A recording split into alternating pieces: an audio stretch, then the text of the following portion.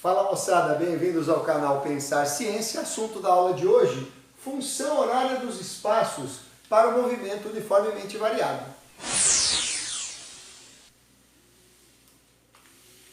Bom, a gente já aprendeu no movimento uniforme que a função horária dos espaços era dada pelo sorvete. E também já aprendemos uma das funções horárias do movimento uniformemente variado, que é a função horária das velocidades, que aliás está aqui traduzida na sua forma gráfica. Na sua forma algébrica ela é dada pelo vovô atrevido, ou seja, a velocidade escalar atual é obtida pela soma da velocidade escalar inicial com o produto da aceleração escalar pelo instante de tempo no qual você está fazendo aquele estudo de velocidade.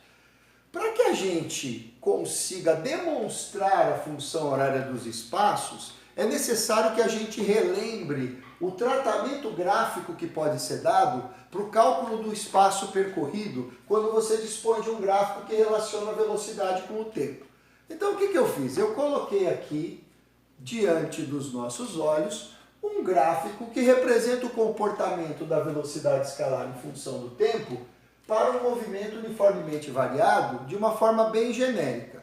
Pergunta número 1, como é que eu sei que isso é um gráfico que se associa ao movimento uniformemente variado? Porque ele é uma linha reta inclinada. E nós já sabemos que linhas retas inclinadas, sejam para cima ou para baixo, indicam funções de primeiro grau. Ora, qual é o nome da função de primeiro grau que relaciona a velocidade com o tempo? Exatamente, é o vovô atrevido. E o vovô atrevido só funciona em movimento uniformemente variado. Então isso me garante que esse gráfico descreve o comportamento de uma partícula que se desloca em movimento uniformemente variado. Segundo aspecto, a análise física desse gráfico, ela pode ser feita de várias maneiras. Uma delas é você imaginar, por exemplo, que você deseja calcular o espaço percorrido pela partícula. A gente está bastante acostumado a fazer isso quando a velocidade é constante. Você aplica lá o vem sentar no triângulo e descobre que o espaço percorrido corresponde ao produto da velocidade escalar da partícula pelo intervalo de tempo ao longo do qual ela se desloca. Mas por que isso aqui não pode ser aplicado? Porque aqui a velocidade varia. Como a gente já discutiu anteriormente, aí você escolhe qual velocidade. A primeira, a última, faz uma média entre elas, o que até talvez funcione, faz um sorteio, uma eleição. Isso não me parece muito científico. Não é? Então, este método não vai servir para nós aqui. Aliás, você deve ter notado que eu coloquei aqui as velocidades com valores literais, justamente para que aquilo que a gente vai demonstrar a partir desse gráfico sirva para qualquer situação. Com uma única adaptação, você vai substituir os valores literais pelos seus valores numéricos que forem dados no enunciado da questão.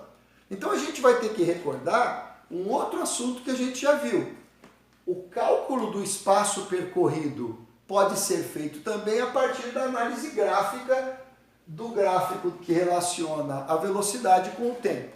Como é feita essa análise gráfica? Você primeiro faz uma análise física, depois faz uma análise do ponto de vista da geometria e percebe que os resultados têm que ser iguais, embora as grandezas não tenham as mesmas naturezas.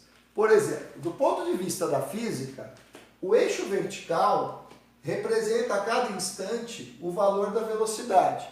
O eixo horizontal representa os próprios instantes. Se eu resolvesse calcular o espaço percorrido de instante em instante, ou seja, utilizando intervalos de tempo infinitesimais, eu ia ter aqui um monte de barrinhas, um monte de linhas. Cada linha tem uma espessura.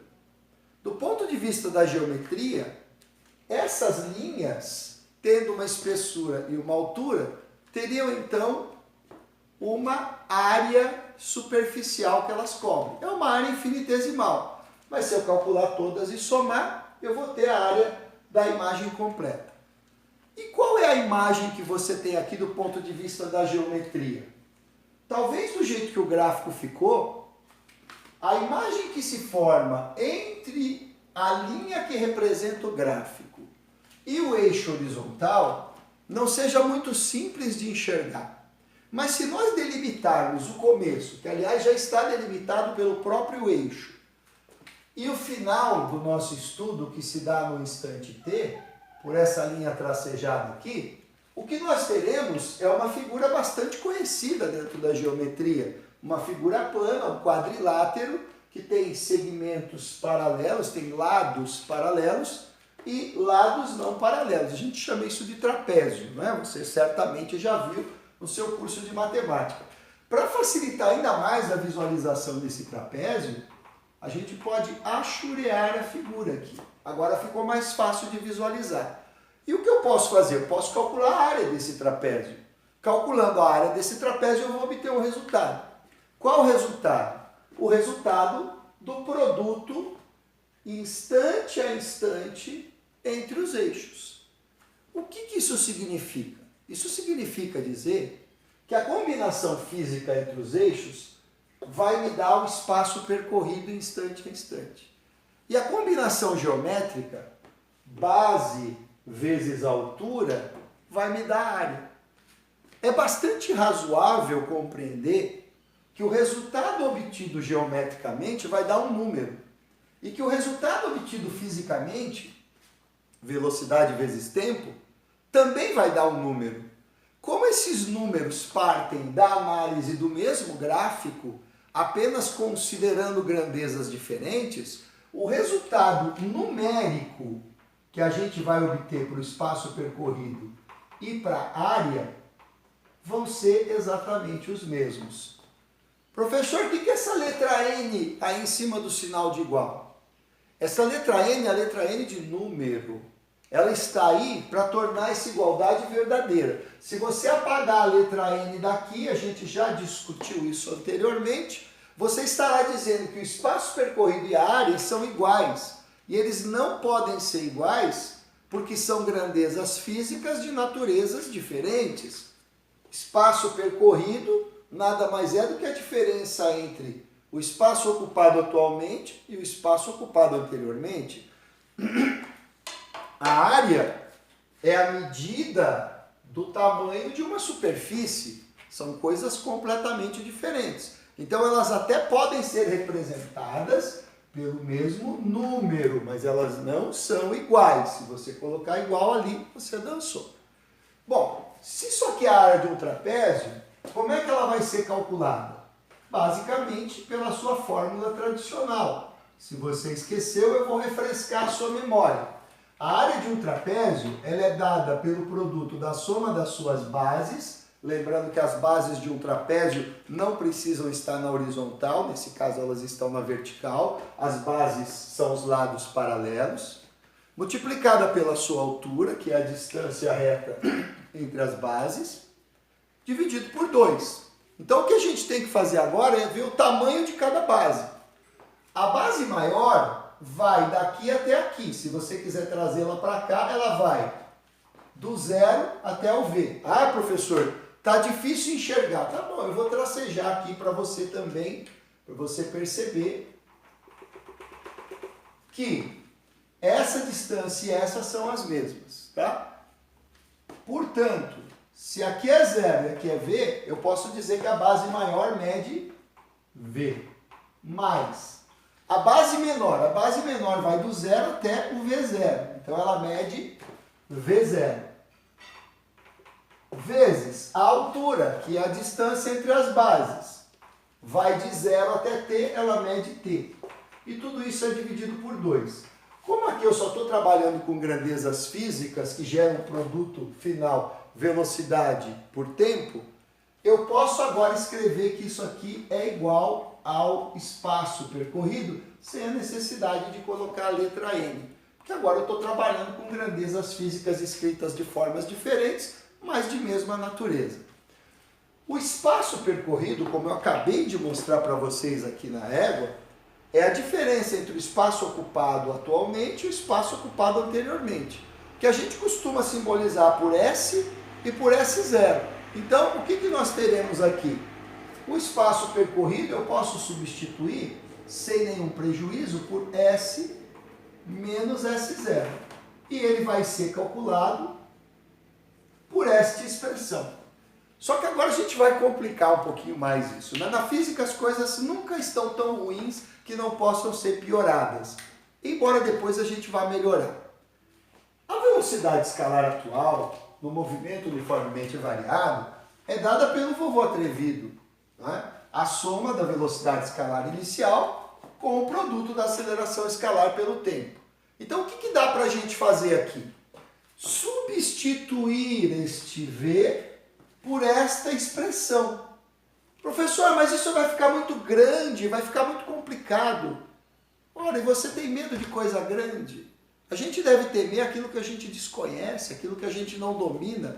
Se você já fez muitos exercícios utilizando o vovô atrevido, você não precisa ter medo dessa coisa grande, porque é algo que você domina, é algo com que você já trabalhou. Então o que você vai fazer? Vai trocar sim e com calma e tranquilidade vai continuar desenvolvendo essa coisa infernal que vai aparecer diante dos seus olhos. Eu vou trocar este V por velocidade escalar inicial mais aceleração escalar vezes tempo. Então, isto virou isto, ó, isto virou isto. E o V0, que continua aqui, será acrescido e multiplicaremos essa expressão pelo tempo. E dividiremos por 2. Próximo passo, agora a coisa começa a melhorar para o nosso lado. Quanto é que dá V0 mais V0? Acertou, 2V0. Então eu vou reescrever, ó, vou copiar isso aqui, S menos S0 igual. Lá vai o nosso traço de fração. No lugar de V0 mais V0, eu vou escrever 2V0 mais a aceleração escalar vezes tempo dividido por 2. E agora eu vou aplicar a distributiva aqui, ó. Vou distribuir o tempo nas duas parcelas que se encontram dentro do parênteses. Então nós teremos aqui S menos S0 igual. Dentro do parênteses, 2V0T mais A vezes T vezes T. E você também, genialmente, já sabe que A vezes T é A vezes T ao quadrado. Então, A vezes T ao quadrado. Tudo isso dividido por 2. Bom, o 2 é denominador comum dessas duas parcelas, que nem precisam mais do parênteses, né? Porque não tem mais ninguém do lado de fora como termo comum. O que eu vou fazer? Eu vou pegar esse 2, que é denominador dessa única fração, e vou converter as parcelas em duas frações cujo denominador é o próprio 2. Ficarei então com S, espaço atual, menos espaço inicial, igual uma fração mais outra fração. O denominador das duas frações é o próprio 2, e o resultado vai ser 2V0T sobre 2 mais AT ao quadrado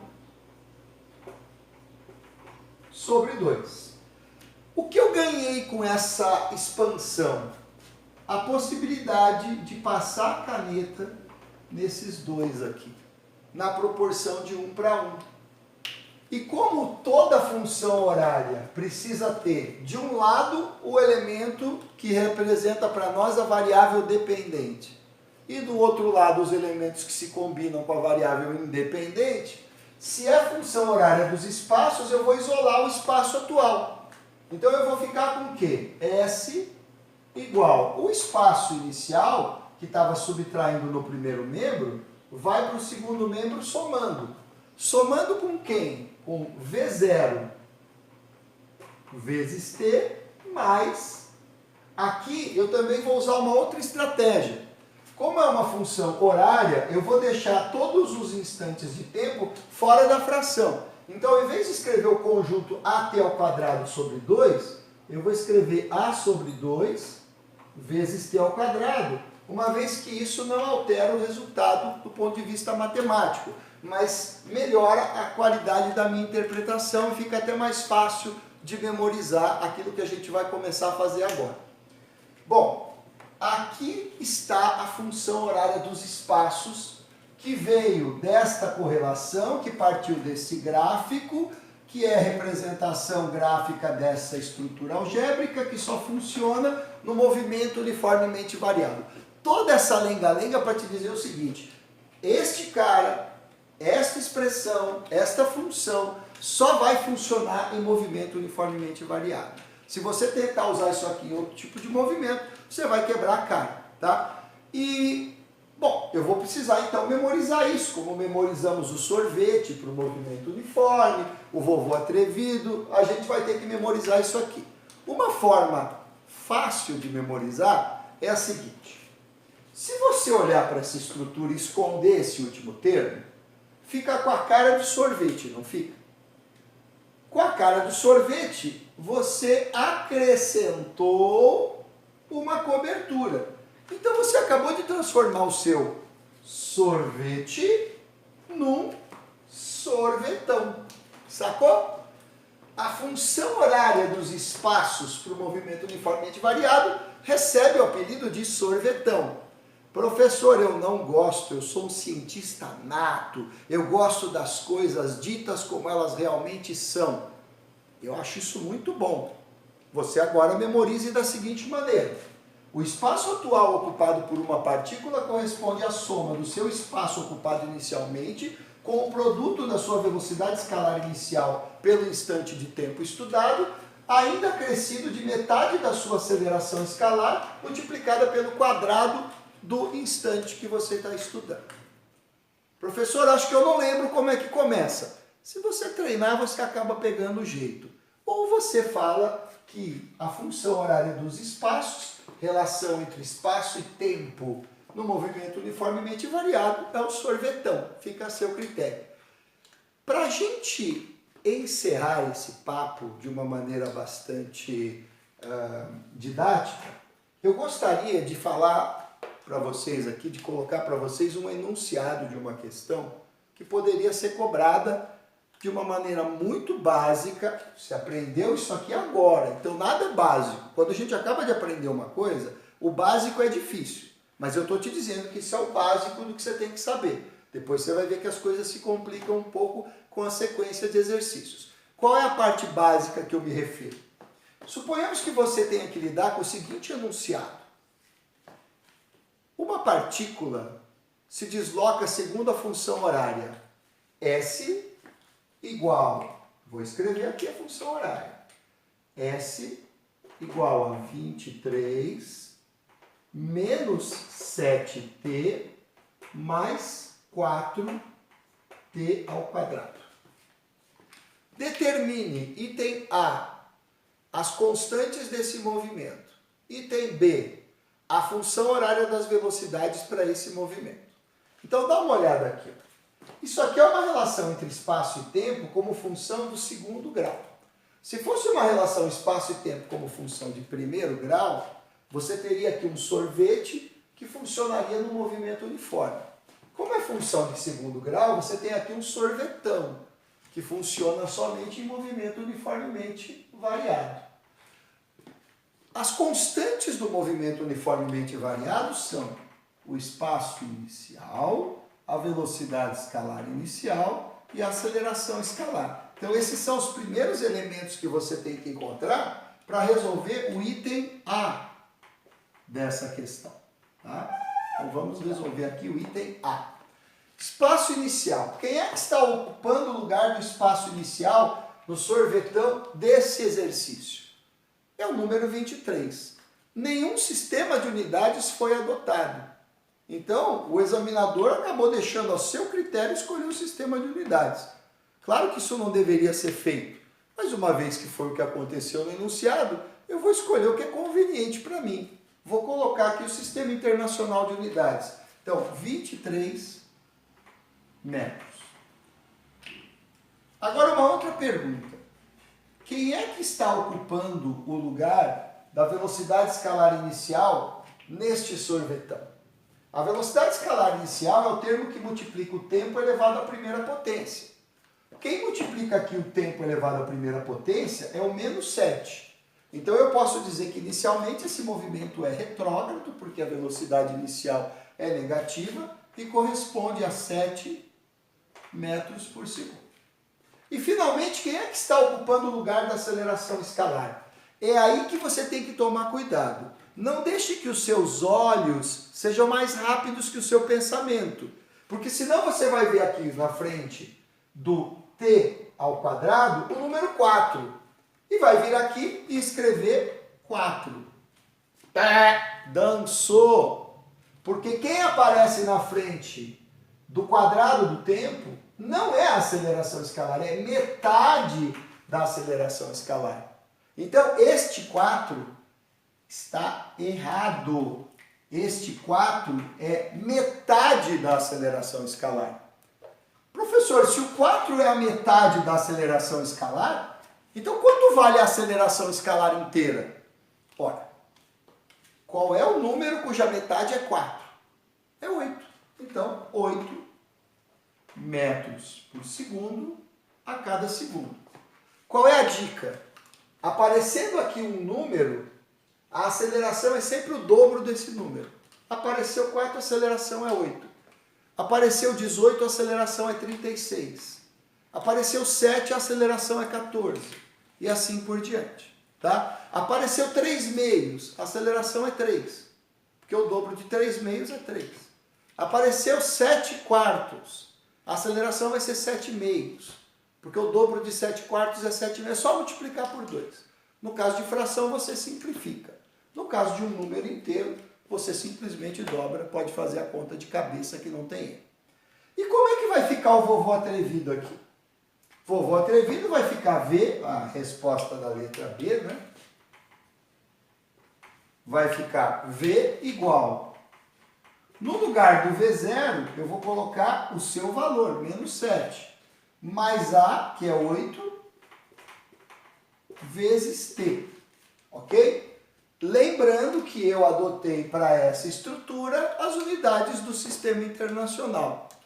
Queridos, como eu disse, esse é o tipo de exercício mais básico que a gente pode ter associado à função horária dos espaços, que a partir de agora vai fazer parte da resolução de muitos dos nossos exercícios, apelidada carinhosamente de sorvetão.